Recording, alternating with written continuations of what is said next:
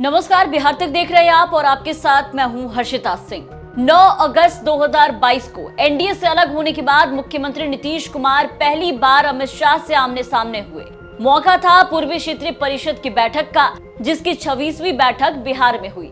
केंद्रीय गृह मंत्री अमित शाह लंबे समय से मुख्यमंत्री नीतीश कुमार को निशाने पर रखते आ रहे थे, लेकिन अलग होने के बाद कभी इन दोनों नेताओं की मुलाकात नहीं हुई थी। लेकिन बीते दिन पटना में दोनों की मुलाकात गुलदस्ते की भेंट से हुई।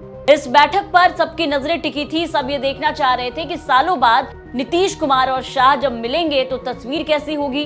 दोनों नेताओं के बीच में बातचीत को लेकर के सबकी जो निगाहें हैं, सबकी जो नजरें हैं, वो भी टिकी थी कि नीतीश और शाह के सामने क्या बातें रखेंगे। क्या नीतीश कुमार खुलकर बिहार को विशेष राज्य का दर्जा दिए जाने की मांग उठा पाएंगे अमित शाह के सामने? तो नीतीश कुमार ने अमित शाह के सामने क्या कुछ कहा, बैठक के अंदर क्या बातचीत हुई, उस पे हम बात करेंगे। आपको अंदर की बात बताएंगे। आपको बता दें कि सबसे पहले इस बैठक में नीतीश कुमार ने बिहार को विशेष राज्य का दर्जा देने की जो मांग है वो उठाई है अमित शाह के सामने। आपको बता दें कि सीएम नीतीश ने कहा कि 2010 से ही बिहार के लिए विशेष राज्य के दर्जे की मांग कर रहे हैं। लगातार विकास के बाद भी बिहार विकास के मापदंडों में राष्ट्रीय औसत से काफी नीचे है।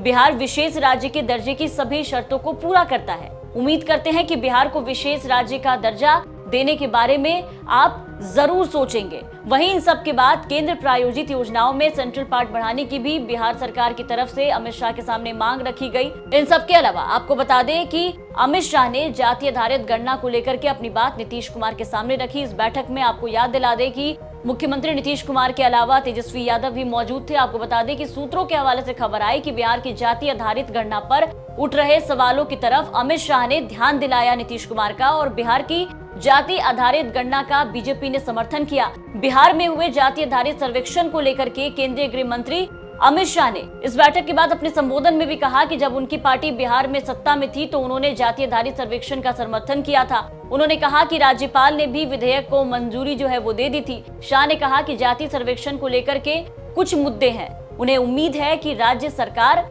उनका समाधान करेगी, इस पर विचार करेगी जो मुद्दे उठाए जा रहे हैं।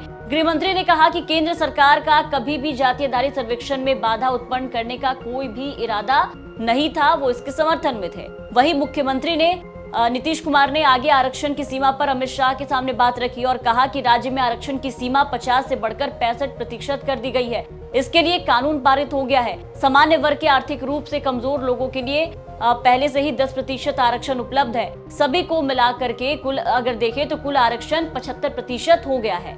इसके बाद सीएम नीतीश कुमार ने कहा कि हमारी सरकार ने केंद्र सरकार से आरक्षण के नए कानून को संविधान को 9वीं अनुसूची में डालने के लिए अनुरोध किया है। आशा है कि केंद्र सरकार इसे शीघ्र ही संविधान की 9वीं अनुसूची में शामिल करेगी। तो ये तमाम तरह की बातें थी जो कि कल बैठक में नीतीश कुमार और अमित शाह के बीच में हुई है।